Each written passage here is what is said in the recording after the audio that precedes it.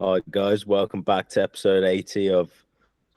I've ruined it already, boys. Is it catabolic window still? Are you still Yeah, calling it that? it is You're still right. that. Okay. Welcome back to episode 80. I have been here the whole time, never left.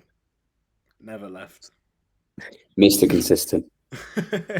Yeah. We Oh, were God.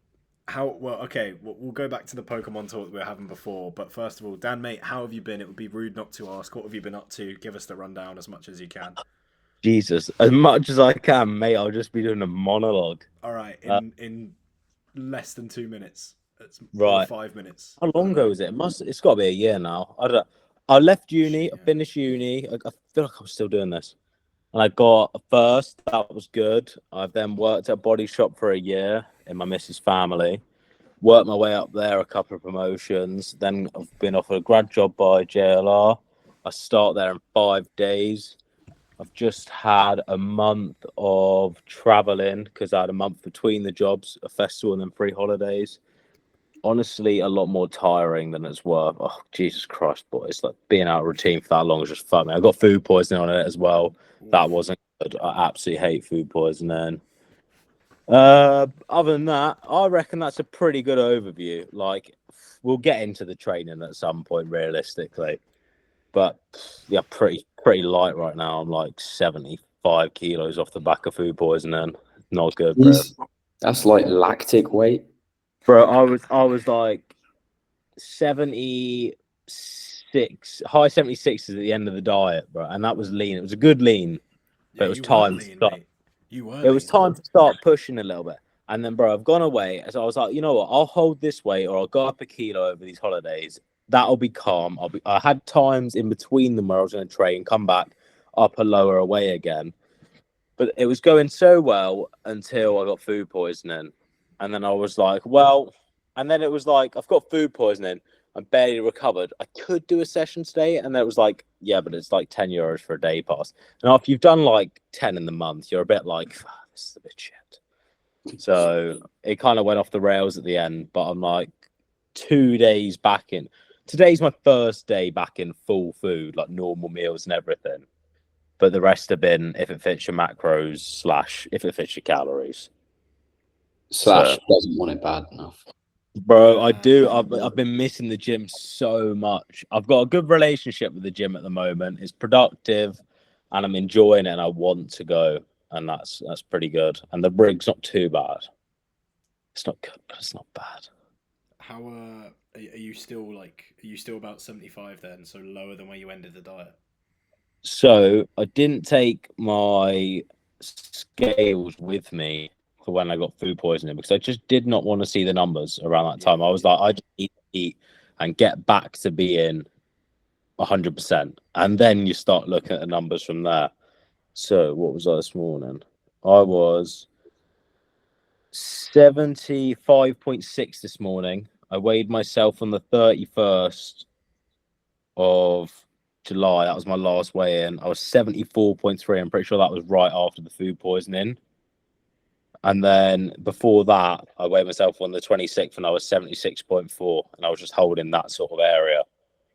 But I just got like thundercunted, like 3 kilos down. Well, to be fair, I was going to say with food poisoning, you're at risk of dehydration. You lose so many fluid. Were you out of both ends? Out of one end? It was, yeah, there was 2 days where it was out. I was throwing up. So I got sick. And then I was fine the next day. And Yeah. I genuinely, at one point the next day, I was like, right, I'm actually sound. Like, there's a little bit of residual, but I'm fine to do everything except maybe walk. I can eat. So I ate some food. And I was like, oh, you know what? The next day, I was like, I'll get some protein in today. Like, and I ate these fucking eggs, bro. I swear to God, there Oh was two no. things it could have been that made me ill. And I'm leaning towards the eggs because I had eggs.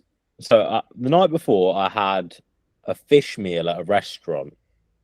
And then I had a wrap meal, which had an egg in the wrap with chicken and a few other bits and mushroom and veg. It was kind of a bit of use what you've got on Yeah, holiday. yeah. I need to go to the shop. Ate it, sitting, looking at this beautiful waterfall in front of me. I found a great place to sit.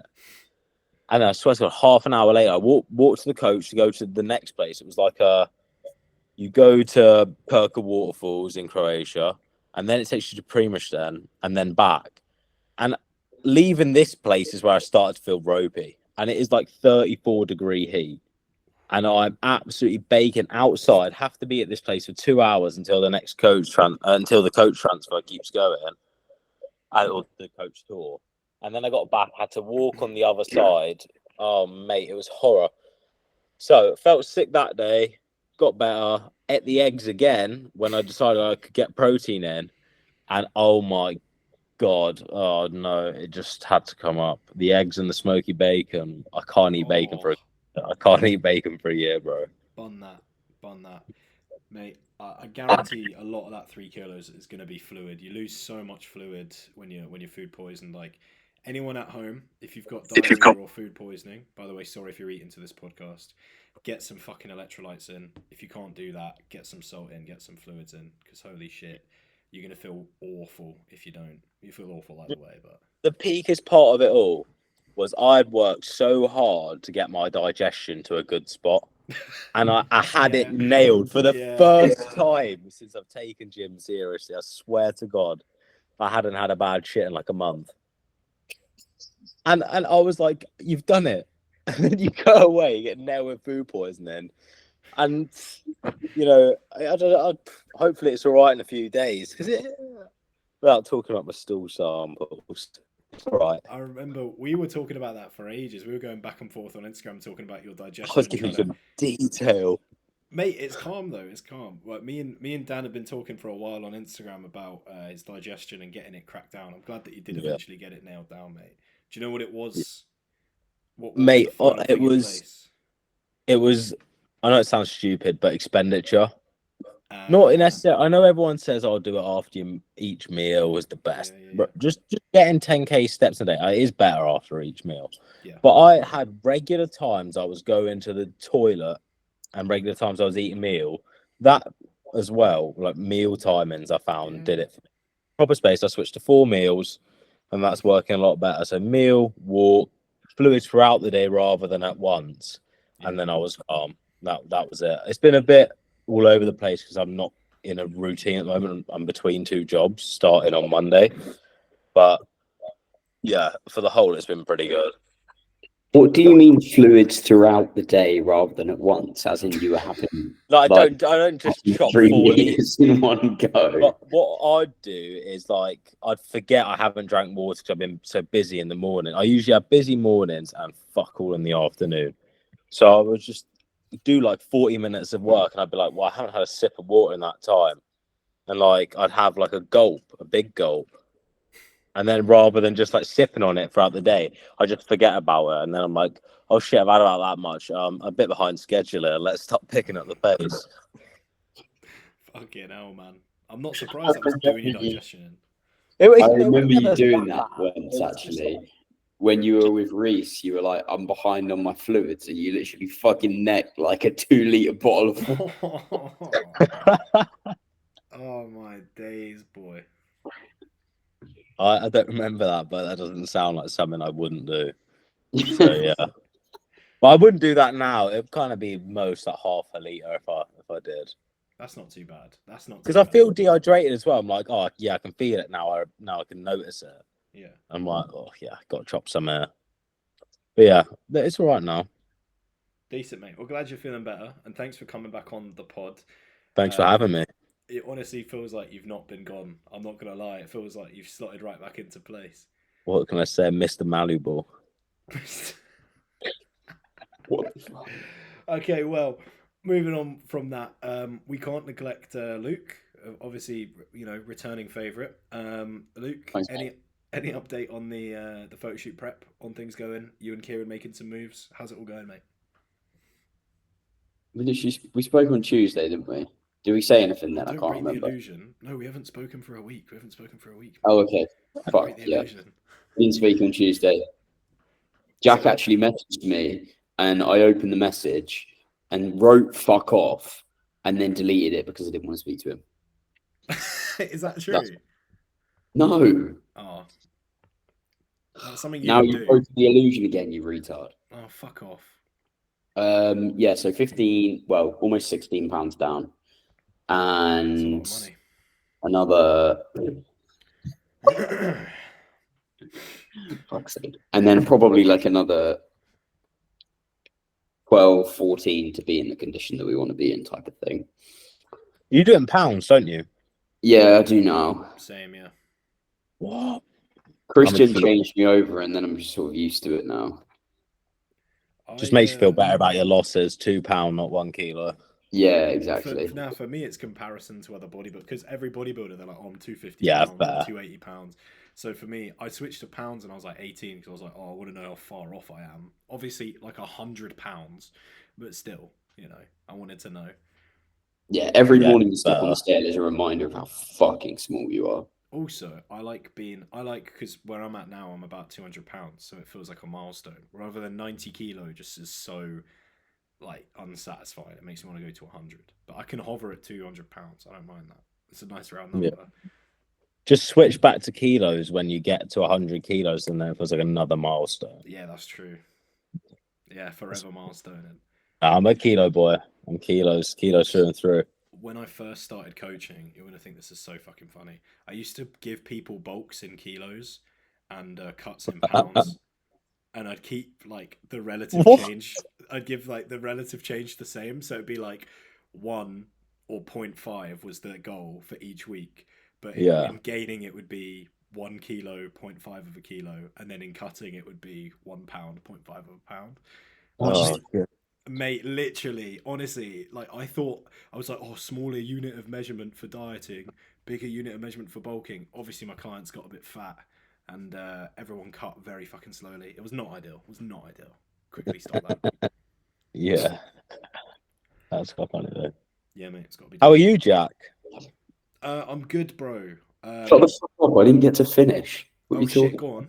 Go on, get to it then. Chop chop. You got 12, 14 pounds until you started speaking. Until you find your condition. Yeah, so like last week and a bit, it's literally held like 159 to 160. But I visually looked better. So a couple of changes, but not anything crazy. Mate, we were speaking about that. You were recomping a little bit recently, weren't you? Yeah, man. Last week, what would it have been? It was after, I think, pull or upper, probably pull. Those shots. And I was like, what the fuck has happened there? Yeah, like I just looked way better. So it is what it is. Luke looked so good, he sent them to me on WhatsApp with no context. That's when you know that they're good. Just a picture of Luke in his pants arrives into your fucking inbox. No, I'm pretty sure I put up the trend underneath or something like that. Yeah, that's not context, is it, bruv? No, it's not, to be fair.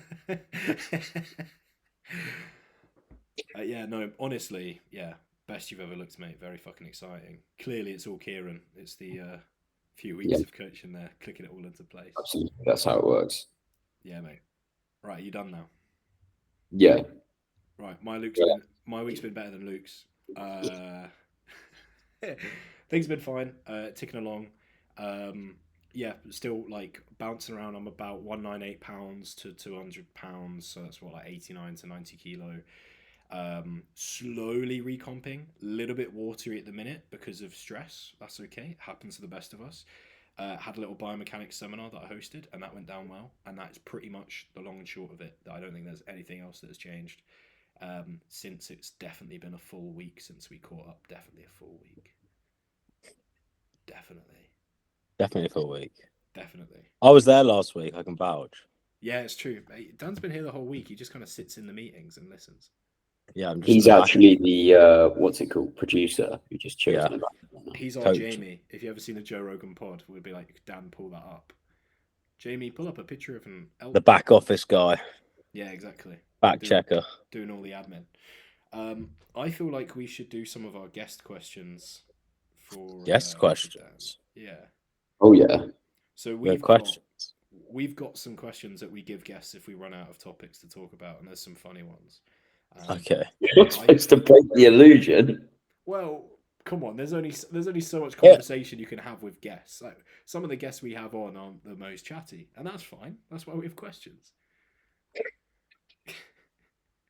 Go on, hit me. Anyway, this isn't because you're not chatty. I just think it'd be funny to do. I am. Yeah, I could ramble. Don't worry. You're chatty. Don't worry. Right. Check down. Let's try and go for some funny ones to start off with. So Are there any insults that you've received that you're proud of? Jesus Christ. Or maybe try and insult yourself in a way that would make you proud. What would be one that you'd like to hear? An insult, An insult. but you're proud of it.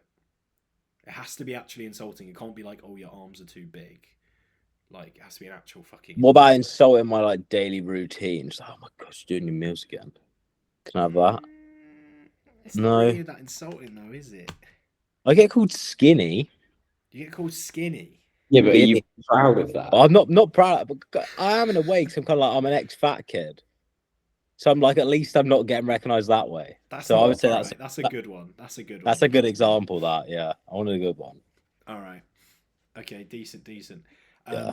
How would your parents describe what you do? Now, in this context, we're not going to go for job. We're going to go for like bodybuilding.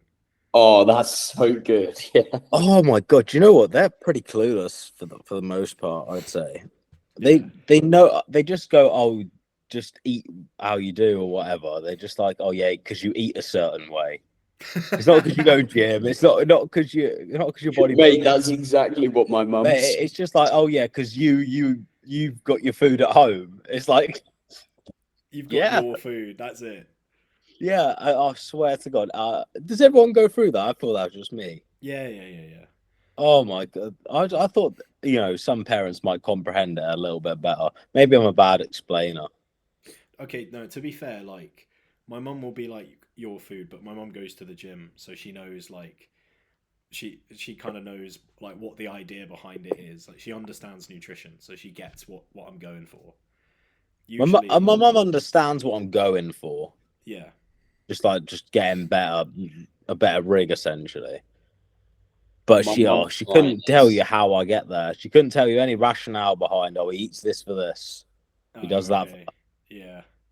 My mum always, if we ever catch up, the first thing my mum says is like, whatever phase I'm in, it's how long left. She's like, oh, how long left dieting? How long are you dieting for? How long are you bulking for? And it's very sweet. Yeah. Yeah, that's awesome. In a growth phase, it's like it's week 2 and it's like there's 40 weeks to go. So it's going to be a lot of the same conversation sometimes. Yeah, just still gaining. Yeah. My mum will say to me, she's like, so what are you doing at the moment? Are you gaining the muscle? Are you cutting again? And then if I'm like cutting or something like that, she'll be like, yeah, and you look much better for it. Your face isn't as fat. Or she'll say the same thing. So like, she's like, are you gaining? Are you losing? Are you deloading? But the way she says deload. No, but the way she says deloading is like, as in it's like a whole phase that you do for like a month. Yeah.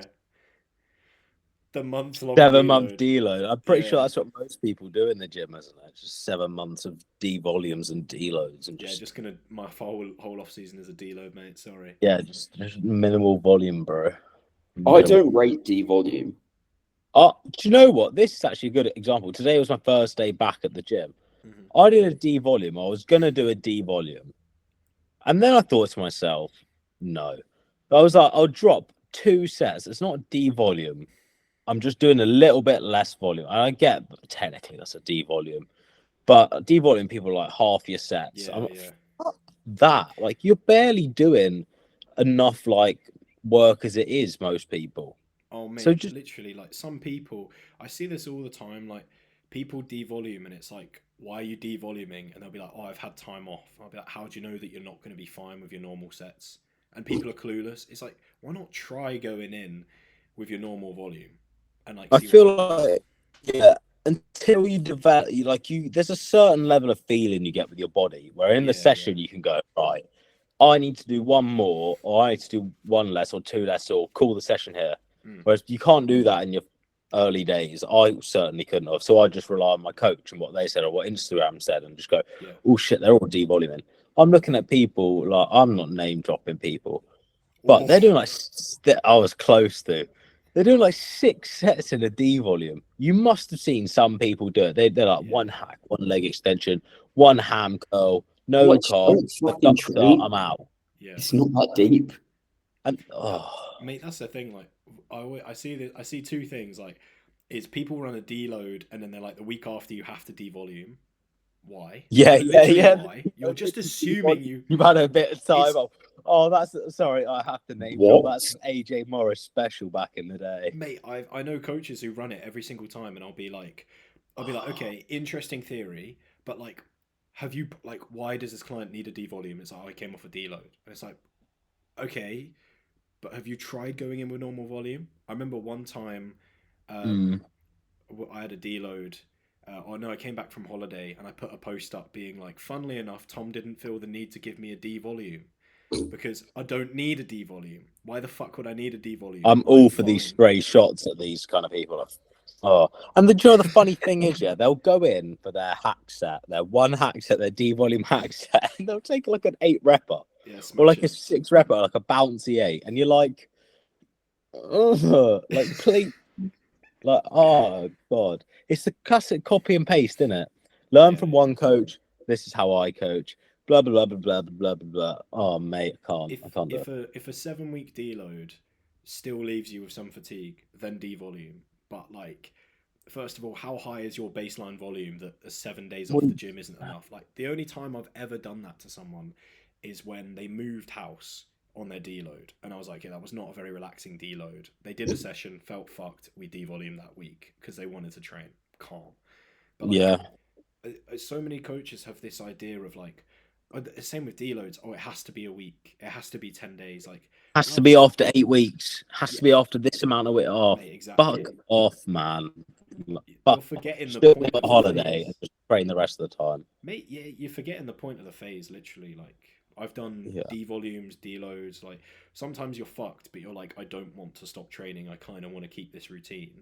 So you devolume. Yeah, you're in a groove, aren't you? Yeah. Like, sometimes I will reduce load, reduce intensity, reduce sets. Sometimes you start off a devolume week, you get in the gym and you're like, actually no, fuck this, deload. Sometimes you deload. I've had deloads before where it was meant to be a week off. 4 days in, feel fresh as a fucking daisy, so jump back in.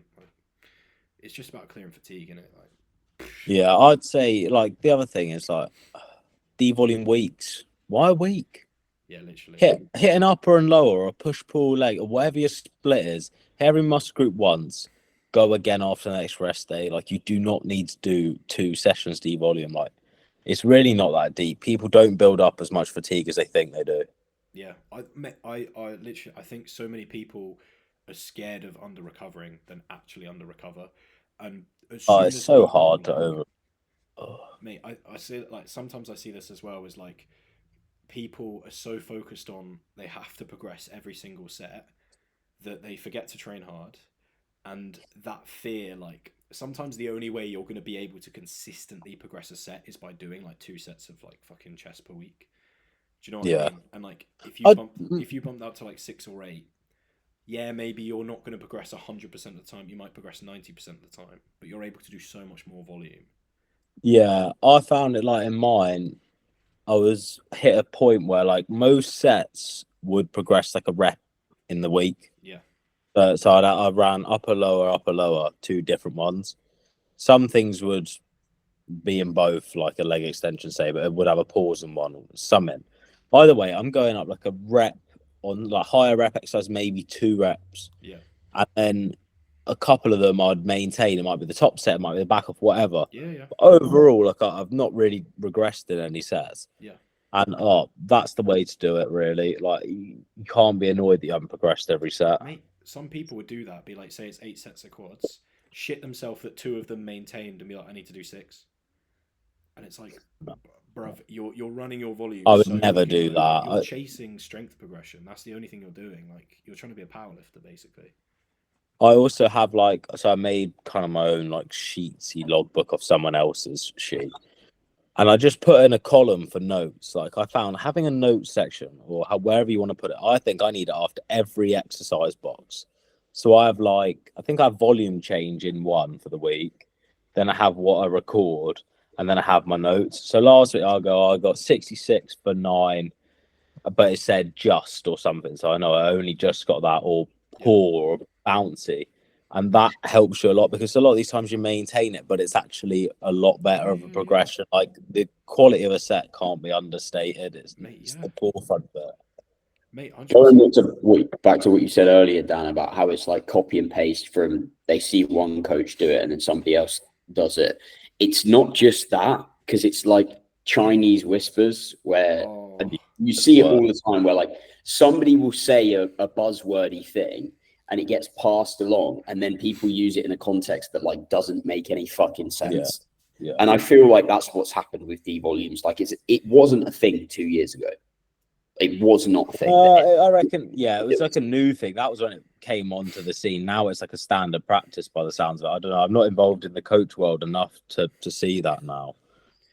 I just think, like, out of what you're doing, you can reduce the load, you can reduce the sets, you can reduce the intensity.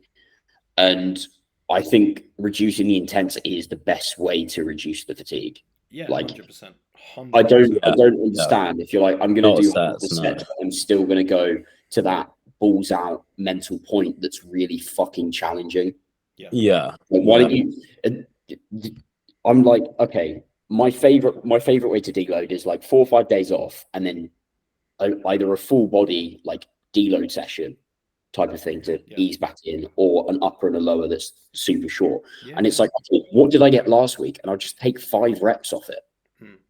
It's that, like, and then you don't need to think about it, and you know it's going to be really fucking easy. Mate, that's the thing. People give like a D volume, and they'll be like, oh, just 1 set on the hack squat.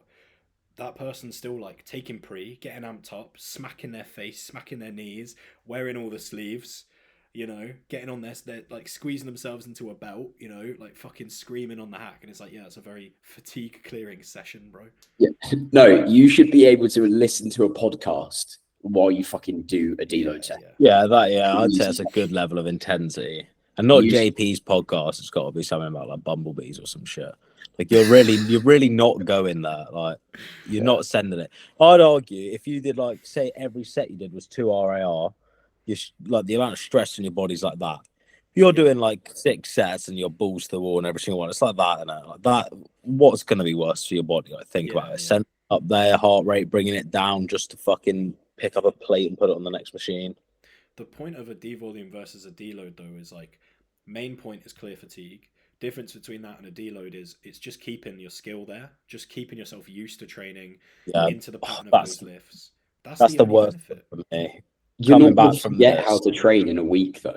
Like no, but like in terms of like, say if you've been pushing hard in a growth phase, you've just reached kind of like peak levels of strength, and then it depends on the person. Like for me, it depends on the lift, but sometimes you come back after a deload and you're significantly weaker, and it's like, okay, maybe a D volume would have suited certain movements a little bit better. It depends on what you're running. I know that when I used to run bench press, that fucker after a deload was like always 10, 15, 20% weaker. It used to drive me fucking nuts.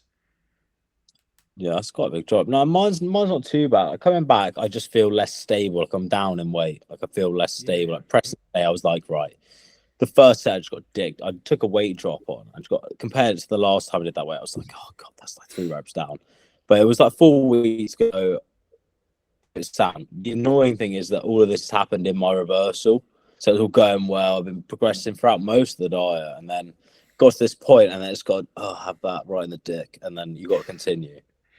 But most of it was all right today. But just like choosing different numbers helps me. Like I'll choose the weight I did a week, like 2 weeks ago or whatever, and I'll just like, so I'm not thinking, that weight that I did last time I did this session. Oh well, I've dropped 4 reps on there, and I just got a shit 4 repper. Like that's sad. It doesn't help. It's an unfair comparison, mate. Because like when you did that set a few weeks ago, the last time you touched that lift was 7 days ago, whereas now it's like twice as long. Obviously, there's going to be a little bit of like, it's going to feel a tad alien. For some, that doesn't matter. For some, it kind of does. I was doing it abroad as well, just using completely different bits of kit as well. That does make a difference. Like when you train in the same bit of kit every week. That's true, mate. I don't think like when you're training maximally like that, like absolutely everything you've got, as you say, not doing it for a little while matters, but you're not going to like forget how to do a dumbbell press with 15 kilos. No. Yeah. It's like you're in that groove, you're in that consistency with it. Yeah. Yeah. It's like your muscles are kind of like ready, is how I describe it. Like they're ready. Do you know what I mean? That's the main benefit of a D volume though, is literally just to like tick over those lifts, so it's not been so long since you last did them. Like that's literally the only benefit. It's still to like train as minimally as possible and recover, but just make it so that when you do get back to like full training, a proper week of your meso, it's not that much of a jump from like 0 to 100. It's like, okay, I It's was like here keep last week. joints loose, innit? That's it. Yeah, that's true as well. Like say if like if it's like, you know, if you have difficulty like hitting depth on hinges or squats or leg pressing, anything like that. But again, it shouldn't be, you know, like super duper fucking.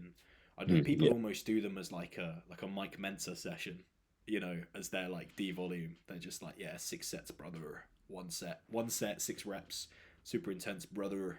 It's supposed to be easy, not short. Yeah, exactly. I've got a question. That's the thing, I see on these posts 45 minutes in and out. I'm like, yeah, it might be a bit longer. Like, just some of them do feel a touch rushed as well. I wouldn't be surprised. Yeah. Right, got another question for me, Jackie boy. I do indeed. Well, Luke does actually. Go on.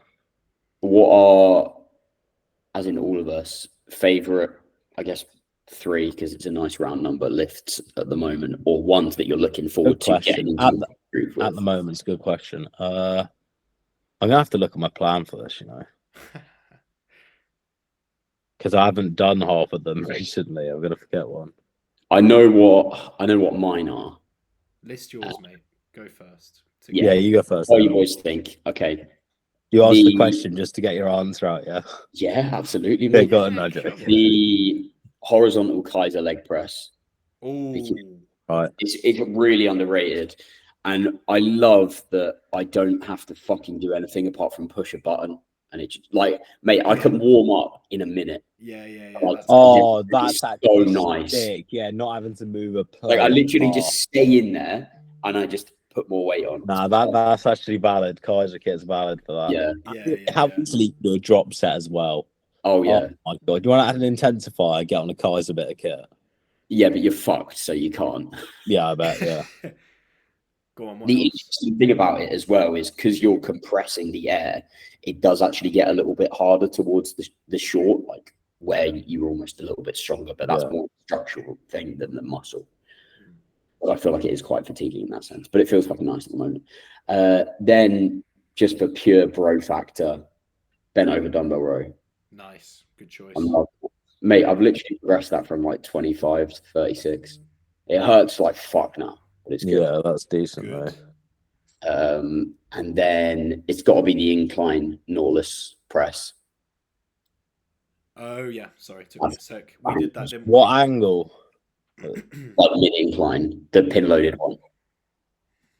I hate how it moves, man. They've got it at Apollo. Unless it's a different bit of kit, just don't move. Is that one where you're lying down? No, it's like semi recline like that. Yeah. And I think most bar people moves use like it that, wrong. and it just feels weird in the wrist. I don't know. Maybe it's me. I think most people use it wrong. Like as it starts to come down again, they almost let their arm come backwards, and that's why it feels fucking weird. Yeah. You want to keep your arm directly underneath. You want to keep the elbow directly underneath the hand. That's what I'm trying to do. Keep it under the handles, and it just feels like it just kind of arcs in at the end. I don't know. It just doesn't suit me. Some machines don't suit me.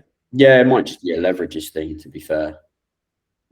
Right, I think I've got mine. Go on. And it's the same thing on like fucking press downs and shit. Wait, have you done 2 or 3? I've done 3. The way that people set themselves up in the angle of it, it's like almost as if they're trying to push the handles forward. I'm like, they don't go that way. What are you doing? Yeah.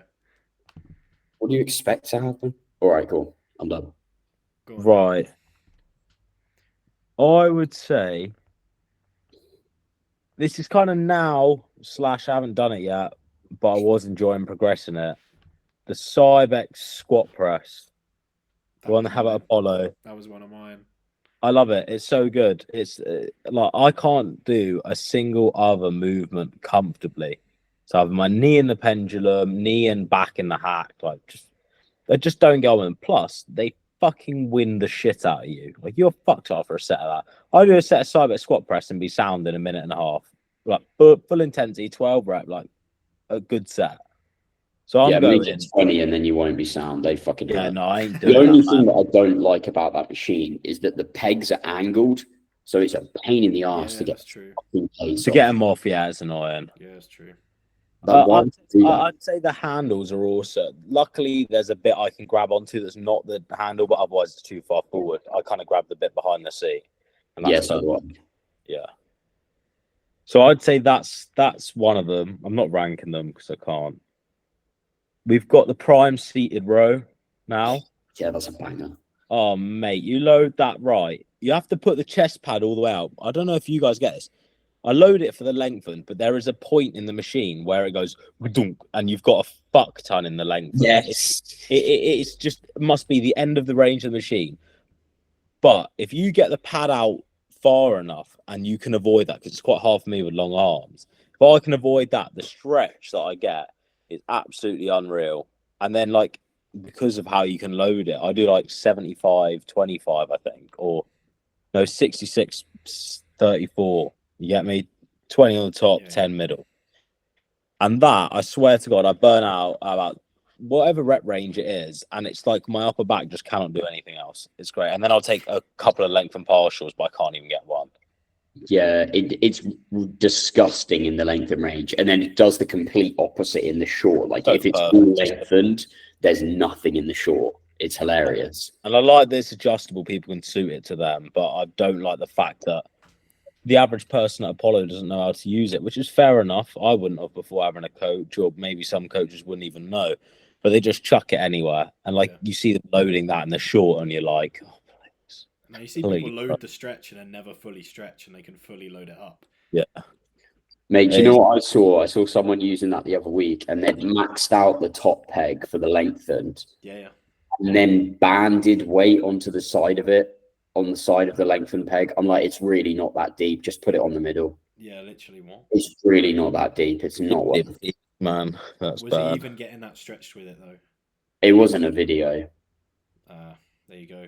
Man, I see people do that all the time. Load up the lengthened maximally, and then they never truly get that lengthened, so the moment never gets that big, so they can just rag it around. Like, sick one. Oh, that's such a good way to describe it. Rag it. I've seen some pretty abysmal training at Apollo recently, to be fair. Like, I bet, mate. I'd say it to their faces as well, so I don't feel bad saying it here. I'm pretty sure I told you this the other week, Jack, but I was at Future the other week, Dan, and there was a geezer doing pull downs, and while he was doing pull downs, leg raises. Yeah. Oh my God, bro! The one thing I will say about Apollo is, compared to Future is a joke for training standards. It's so poor.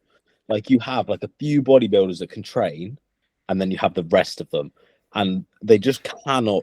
Oh, mate, I've seen some terrible. Do you know what it is? It's because of the location it is. Do you know how accessible that gym is? Just walking off the street, and people see the big signs and walk on the street, want to feel good about themselves, come in for like one session, never come back. Wow. It's terrible. Whereas Apollo is that he's actually, to be fair to him, he's actually made it a community, Amar and Brian. But they had a Christmas party last year. Loads of them went to it. Absolutely loads. He knows everyone's names who walk in. He'll give everyone a high five as he comes in, like say, "Oh, how are you?" Like, it's a proper good community gym.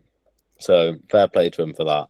But some people still train like absolute fucking ass. And then they'll have a coach in their bio or something. You get a follow from someone at the gym, and they haven't got a coach in their bio, and you're like, "Oh my God, that person's your coach." Like, a fucking young lad followed me from the gym. I was like, "Oh God, he trains bad." And then I looked at his coach. I was like, "Well, he trains at my gym, and he probably trains even worse." And he just like this. You realise some of the people in the gym that are big but train like shit are coaches, and you're like, "Oh my God!" Like, I've never ever, even considered when I was younger, a coach as bad as you. Like, and both my coaches, I'd say, have been pretty good in general, to be fair. I wish I had it the other way around. I wish I went Tom first, then Reese, because I would have got a lot more out of it, I think. So I'd have known what was important from Tom, and then... And you'd have knees. Yeah, that too, yeah. Knees would be a great thing to have, unfortunately. Anyway, before I get in trouble, well, I'm between a couple. I'm going to give an honourable mention to leg extensions because I just enjoy training quads at the moment, even with the one at Future.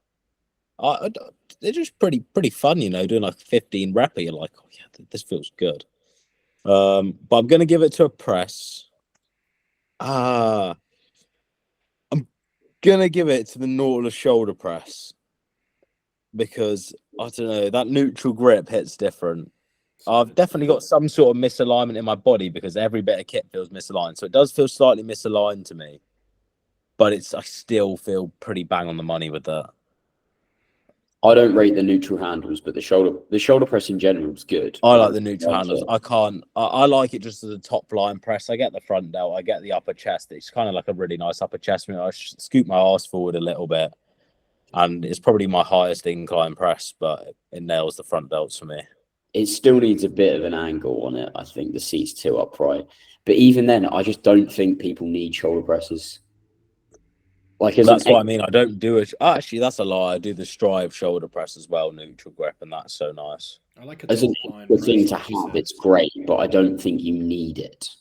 I don't think you need it as long as you work your front delt. But people that say you don't, there's this narrative that you don't need to train your front delts.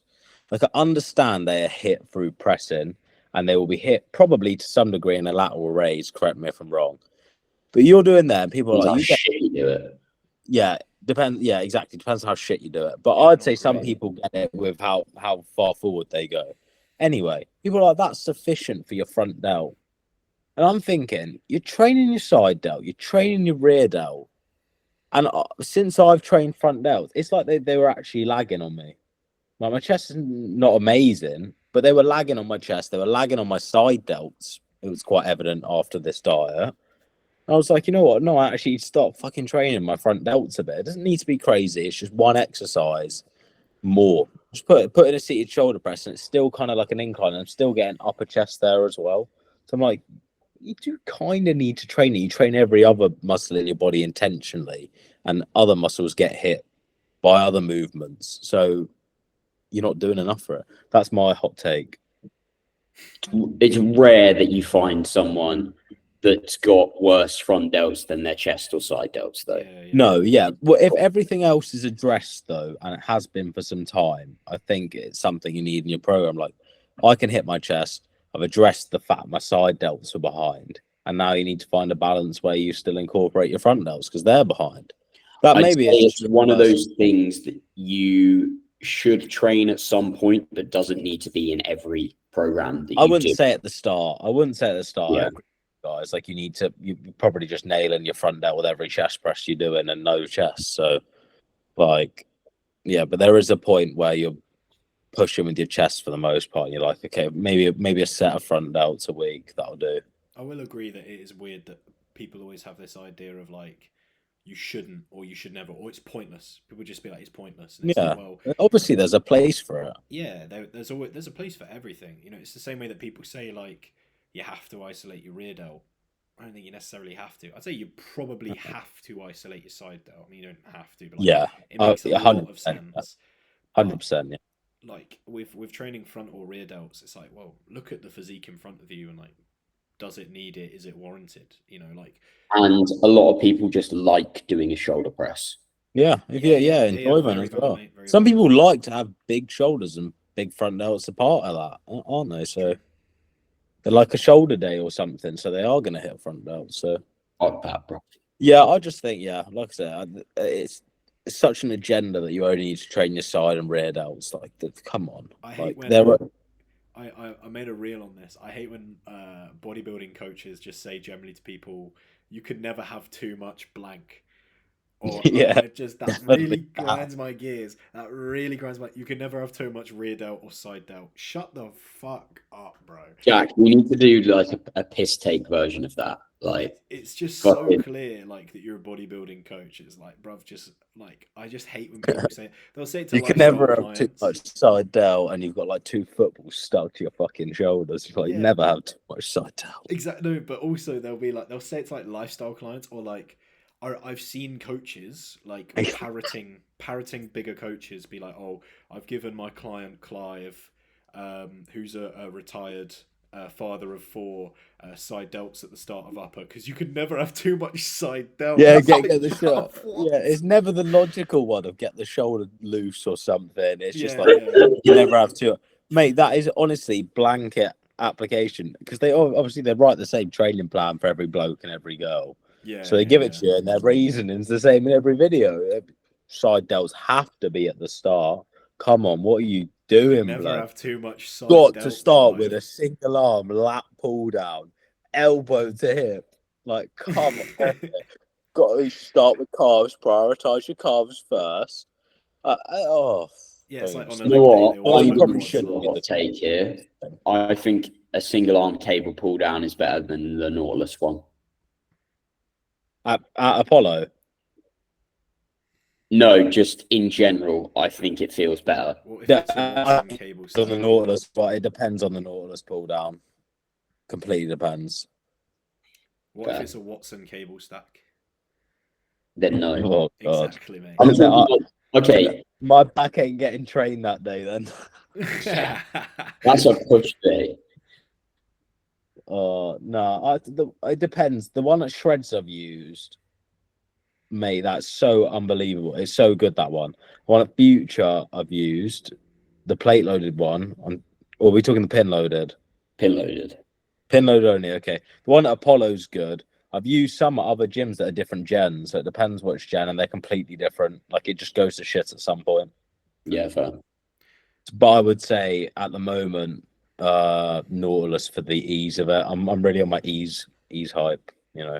Oh, do you know what I love? At the gym group, they've got these, they're like fucking, like step up boxes type of thing. Yeah. But they have a thing that you can pull up and just turn it into a bench. I've seen them. They're cool. Good, mate.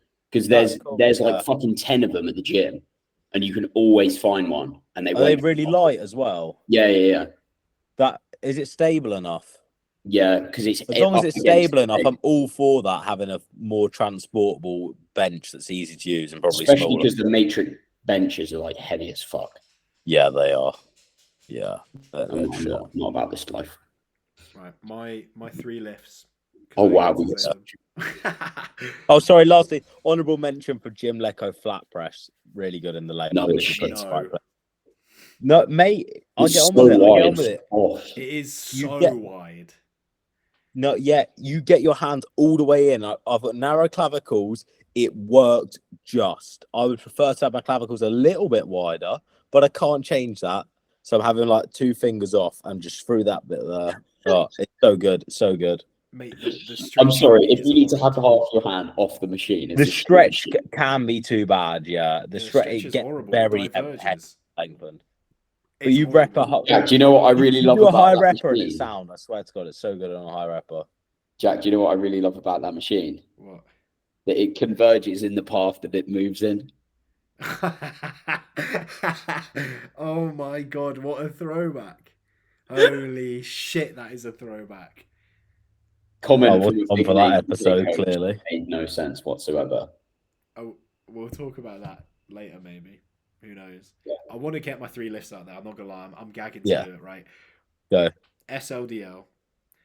Oh, no. The Cybex squat press, but I do it BFR because fucking knees. Oh yeah. Oh, fair. Yeah, eventually my it knees feels amazing.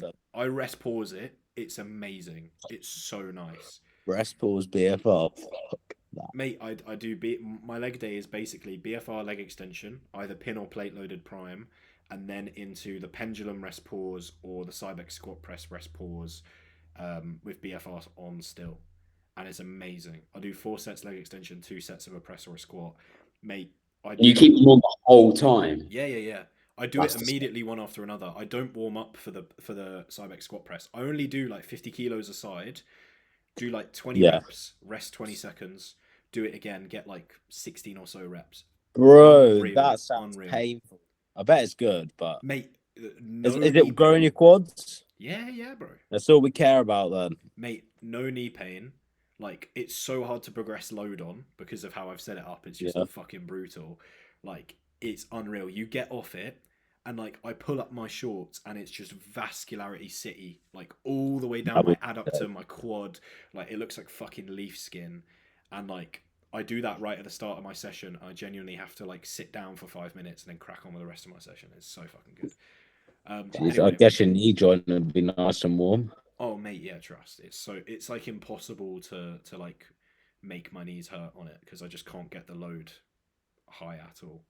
SLDL that, and then I'm gonna go for high incline dumbbell press. It's a bit of a rogue one, but I'm really enjoying it at the minute. Touching the dumbbell all the way down to like my front delt, like kind of by my clavicle, feels fucking amazing. Load I've been keeping really nice and reasonable.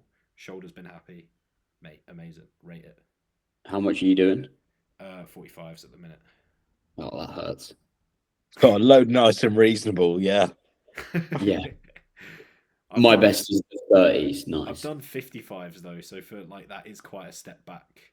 But I'm in no rush to get that load back because at 55 and beyond, that's where my shoulder starts to go. I feel like we've all done this like in the past year or so. I've just gone, okay, yeah, maybe not Luke, me and you, Jack. Maybe we were lifting a little bit heavy and just like range warrior, had a range warrior phase. And now you're just like, yeah, this is the sweet spot. Like I'm coaching, not shoving it, not ego lifting. Warrior happens every year for me. I just go, okay, a little bit more back, a little bit.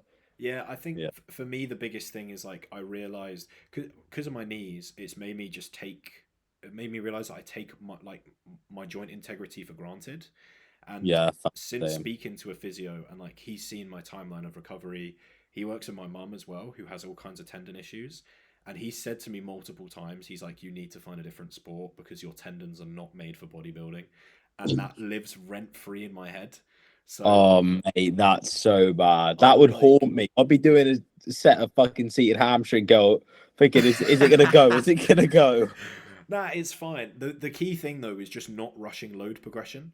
So yeah, I'm like right now, I'm like my training is a bit more geared towards like I still want to take a progression. But say if I got 9 last time and I'm on rep 8 and I've got more than 2 reps in me, I will deliberately make it harder so that I progress by 1 rep, but just 1 rep. Like I'm a lot more slow, cautious. Like if I'm warming up on a movement and it feels good, I'll just add a kilo. Like I'm way more like that. Yeah, that I'd say that's how progression is actually. Like if you're at a good volume, recovering well, doing everything else right. Like I'd say I'm there now for me. You're there now, clearly. Yeah. I think you are progressing at a rep. You are when you're taking a progression, it's none of this silly fucking 5 kilos aside bollocks. It's not. It's 2.5 maybe. But 1.25's probably, depending on the lift. But you're taking the smallest weight progression you can, and maybe you get 8 and you got 9 last week on the other one. And maybe you jump another 1.25 in 2 weeks or whatever, but you are taking it slow. Like you are not slapping on 2.5 this week, 2.5 this week, 2.5 this week. It doesn't work. You can't progress that quickly. You will just. Mate, I literally posted a story on this today because I've seen the same guy do this for the last 2 months, right? Where every week he'll post a lift and he'll be like, whatever the fuck weight is there next week. And then he'll do it and he'll get like 3 less reps. Yeah. It's like sending PRs every week, but for like rep work. That's what it is. It's like sending your 8 rep PR, your 9 rep PR, your whatever, rather than going sending your 45 kilo dumbbell PR and just doing that every week, not building it up. Right? It's completely wrong. So and then they'll get less reps every week until they're ending up doing like fucking 4 with shit 4. Yeah. And then they'll try and go back to the same way. 4. Oh my god, that is a respit client special. I used to do it too. When you used to fucking slam on 2.5 and you get a 4 rep SLDL, it's like, I'll work this up. I was working up a 145 RDL from like 5 to probably like 7 in the space of like 10 weeks. I'm like, I've gained 2 reps there. Like, what the fuck are we doing here? And then reset, but just to 140. And it was just fucking bonkers. Every one of them does it. Sorry. Yeah, it's ridiculous. There is one person, I'm not going to name them. Fuck. We all might know who it is. Their stiff leg deadlift, bro, has been a cycle and a half to watch unfold on Instagram. It just goes up here, down here, up here, up. No progress. Same lows, same highs. And you just get a throwback of this right. I'd love to. I can't wait to be getting back to this numbers or, little weights at the moment, easing myself. Oh, mate, fucking. I'm gonna send it in our group chat right now. I know. Just so I can see. Wait, you send yours first. I want to see if you got it right. No, I know who it is. Okay. The one thing that annoys me, speaking about hinges, and I've seen a lot of people saying it, and I think there's a couple of coaches that kind of go around and push this out. And right, it's bodybuilding coaches saying this, but they'll say it all the time. It's like, oh, pulling with a rounded back, because how many world record powerlifters do you see who pull with a straight back? You're not. I don't know who needs to tell you this, but apparently it's me. You are not a powerlifter. You're not a world record holder. You are pulling 5 plates. Humble yourself. You should be able to do that with a neutral spine. Like, you are able to do 4 with it. Why are you letting your form slip? You wouldn't do it on any other lift. It's fucking ridiculous. Are we talking rounded lower or rounded upper? Rounded lower. Yeah. But I think someone asked me today because my upper back's rounded. They were like, "Is there any reason why you do it like that?" I'm like, "No, that's just naturally how it is, and it's fine." Yeah, exactly. But I mean, it's where so they've progressed over time. Like, you can see it's like form is fine, degradation as they get heavier, and then they're like, "Oh, this is fine because you can't pull a very heavy kilo deadlift." Bro, I used to do that. I remember my stiff legs at Graftism, bro. It'd be like, "Oh, that's." You'd run it up a little bit and you're like, fucking hell, Joe, I could really do with a block under this. Was the classic. People used to do that back then. Stick a block under it because my lower back's rounding. It wasn't like 20 kilos ago, so why is it now? Mate, that's what I mean, though. I swear to God, everyone's hinges. Mate, on general on Instagram, the hinges are better now. 100% they're better. Yeah. But back in my early days of being coached, I'm not gonna lie, like my hinges were abysmal, and the coach wasn't helping me out much. So I will say that. But fucking hell, mate, that's the thing. Like, I've pulled 5 plates, and I currently hinge with 3. And like, guess what? I feel better for it. I can recover better for it. I don't get injured from it. And like, what's the downside? Oh, I don't get to say that I hinge 5 plates anymore. No one realistically gives ego a game, shit. Like, that's the thing. I could like, I don't think I'd be able to go and do that tomorrow, but maybe eventually I'd be able to work back up to that. But like, at what cost? Like pulling a scap, tweaking my lower back. Like, I've pulled. Oh, go on. I was just gonna list more injuries. Real that's not ideal. Yeah, I had the same sort of thing with my flat presses. I have my head like up off the bench, and I remember I had some guy say to me, he was like, "You shouldn't have your head up off the bench. What powerlifter have you seen doing it like that?" My days. I'm like, powerlifter. Okay, so it hurts for me to have my head back on the bench for some bizarre reason, and I'm then thinking about my head, not my fucking chest, in a dumbbell press. Yeah. Like, what? It's valid, but I could not imagine doing a fucking press without my head on the pad. Like, on the other way. Like, yeah, and that's probably because to you get the same sort of distracting thing. Well, no, I just never go, I want to get off the pad. But yeah, I would get. But as in, if you were to have it forward, it would be as weird for you as the opposite. Yeah. Yeah, literally. Mate, it's just whenever like bodybuilders compare what they're doing to powerlifters, it's like, well, we're fundamentally, like, you're talking about people who are trying to move maximum load within the confines of certain pre-written rules, compared to like, why are you doing that hinge? It's not to lift as heavy as possible. Why are you doing it? Like, why do you think you need to lift as heavy as possible? Okay, to grow a posterior chain. Cool. That's what we're trying to do. You're construing grow a posterior chain with lift with as much load as possible on a movement that I consider a posterior chain movement. Those are not the same fucking thing. Maximum mechanical tension, bro. That was back in the day. You got to maximize your mechanical tension. Everyone forgot about metabolic stress. Absolutely everyone forgot about that. Well, yeah, people act as if, like, maximizing mechanical tension means just load. And it really that's doesn't. what I mean. Yeah. I was thinking about this today. I was like, I need to put up a reel that is like, lift hard does not mean lift heavy. It just means fail. I don't care how many kilos you fail with. Fail and then progress it.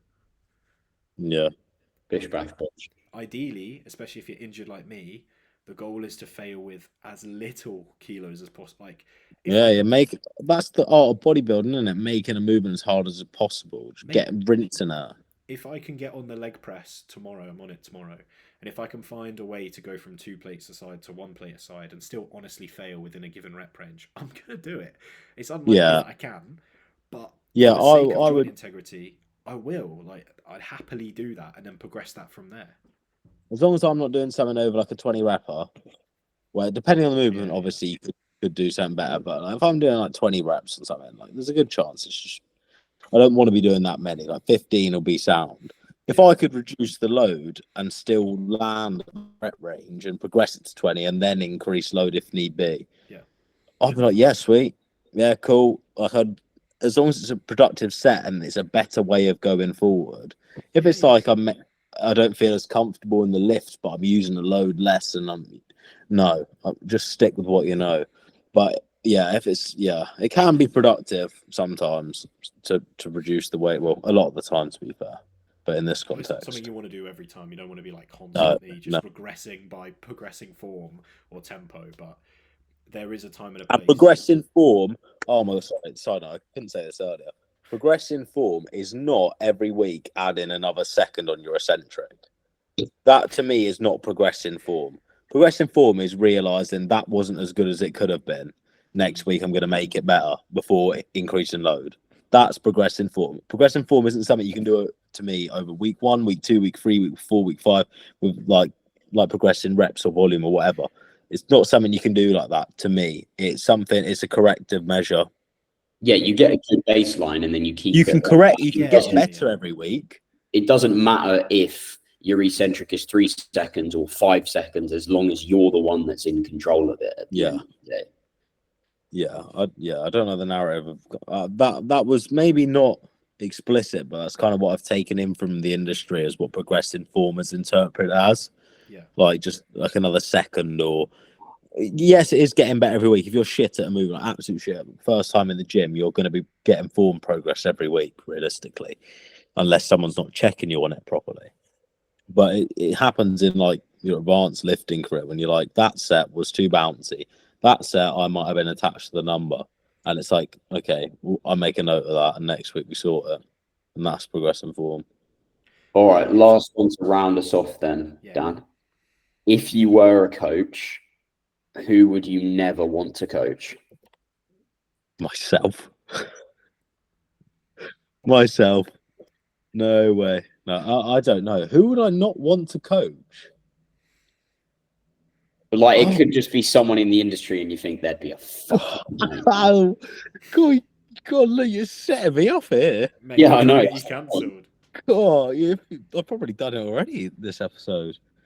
Have you seen the name in the chat? That's a strong contender going through my head right now.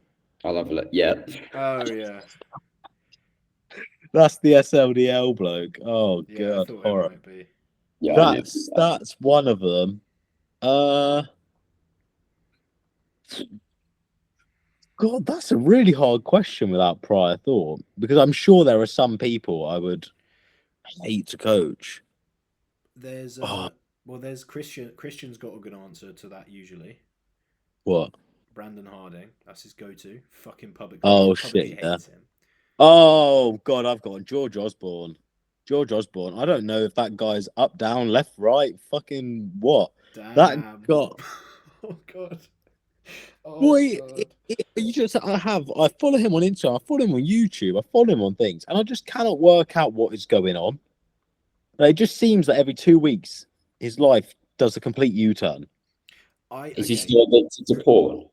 No, nothing. No, that's part of his life. But that's what I mean. That's one of the things. 2 weeks later, will come out the woodwork, and then you're like, "Where the fuck has that come from?" And there'll be another thing, and it's just like that cannot be easy to coach. That cannot be easy to coach. I don't. The issues he's had with peds and his missus and everything, and lying to her, that can't be easy to coach. Okay, I'll come at this a bit more balanced because I like George, and I would like to have. Oh, him on I the like podcast George. one Don't day. get that twisted. No. Okay, so I think he's definitely got. I know a lot of people coach by him. He's got a very, very interesting approach, and I think his social media definitely comes across to us very all over the place. And I don't think that's that unfair to say. He does seem a bit kind of sporadic on his social media. It would be interesting to talk to him and kind of sit him down and say like walk us through what's going on, because he has a unique approach to PEDs now. Yeah. He is very unique about it. I'd love to know why, what drove that.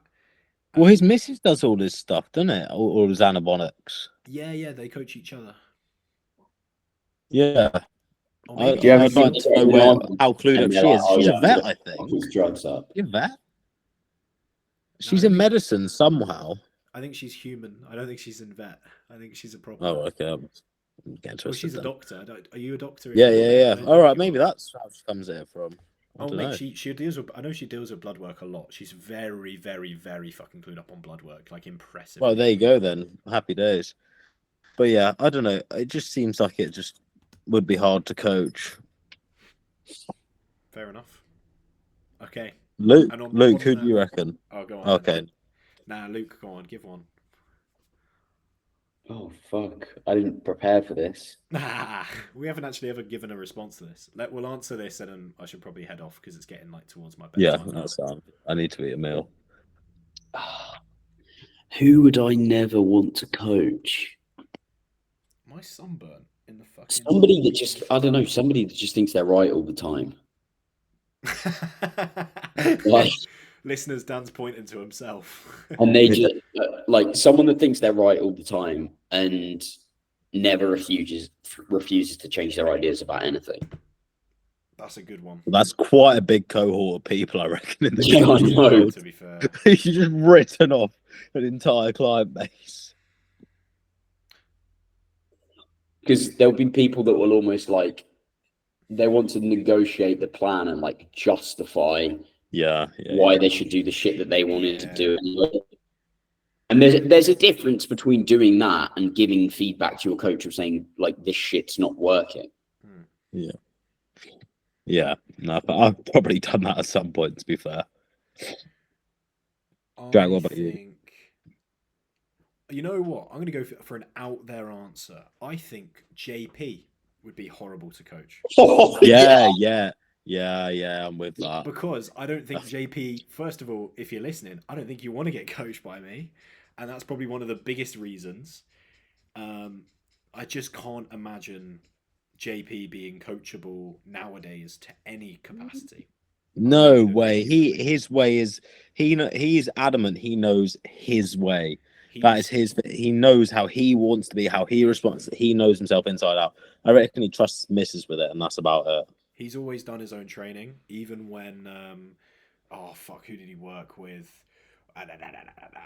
Mr. Slyn and GH. Oh fuck, I forget. Milos and that was it. Scott Stevenson. Yeah, he worked with both. Stevenson was the guy that got him from like 220 to 280. That's crazy, man. Yeah, maybe he would be better off coached. I don't know. Nah, because when he worked with Milos, he did his own training, and he's now set in his ways. Like, maybe if you caught him earlier on, but like now he's.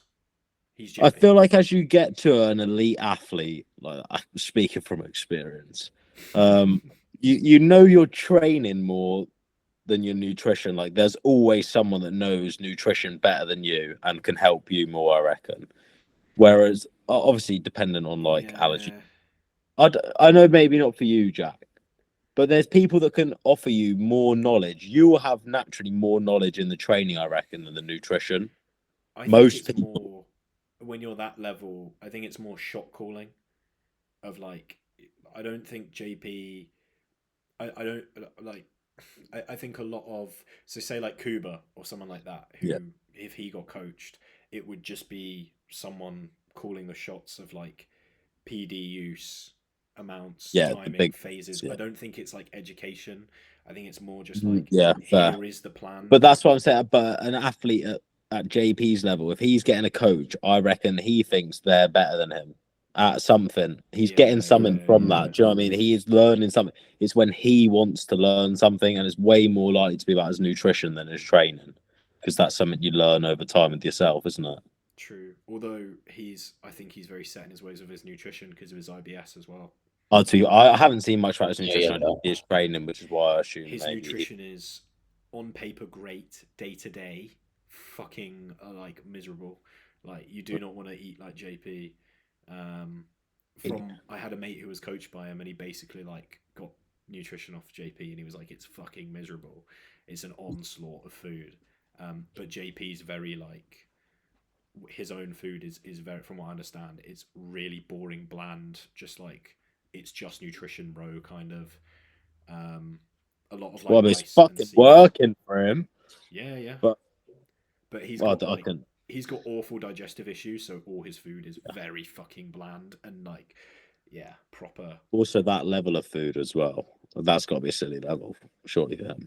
I mean, even I would say that with my training, I'm somewhat set in my ways of what I want to do, and that's because I mean I've trained for 6 years, 2 or 3 of them well, and I've gotten a good idea of what works, type of thing. Yeah. I'm happy to try new shit, but I'm more than happy to say when it doesn't work. Yeah. And then with the food side of things, just a last note: did you guys ever hear what Dave Crossland did? Who's that? He's runs the Blood Lab. Right. Okay. Cool. Oh yeah, he runs the fuck, not the Blood Lab. Right. Yeah, he was like huge. Massive. Early 2000, like the biggest fucking cunt in the UK. Do you know what his cycle was? No, but I know he got up to like 5 grams of shit. Bruv. No. He's taken. Let's see if I can remember which way round it is. It was like his highest ever cycle was 10 gram, and it was grams of tren and grams of test. I forget what the split was. But it was like, I remember he talked about like running 10 gram a week. That's was just an absolute experiment. I'm pretty sure he got to that point and he did it, and he was like, yeah, okay, I can't do this. How was he still alive? I mean, he's quite fucked now. But yeah, his food, Dan, was like every hour. It was like 500 grams of rice or something he fucking ate clean. He ate pretty clean. No. It was a kilo of cooked rice. Okay. Yeah. That's like 500 grams raw weight. And like fucking 12 ounces of meat or some shite. It was retarded. Bro, imagine doing that every hour. You couldn't actually do anything. When would you fucking train? Just fucking do a set of bench press, just fucking nom on some rice, and then fucking do another one. Yeah, mate. He was ridiculously strong, ridiculously big, ridiculous. I don't know how he's dead. You die. 10 grams. There's a documentary about him under construction, and he's doing a set of leg presses, right? And he finishes the set, and there's just blood dripping out of his head because he's burst a blood vessel, and it's literally coming out of his head. Mate. How do you get to that point where like? He didn't just go to 10. He must have been on like 8. Like, do you know what I mean? Like, where do you? He can't be feeling good at 8 and then go right. Let's go 10. Another gram of tread, another gram of test. Go on, then. Like no. His whole thing is just like seeing what he could do, just pushing the boat out.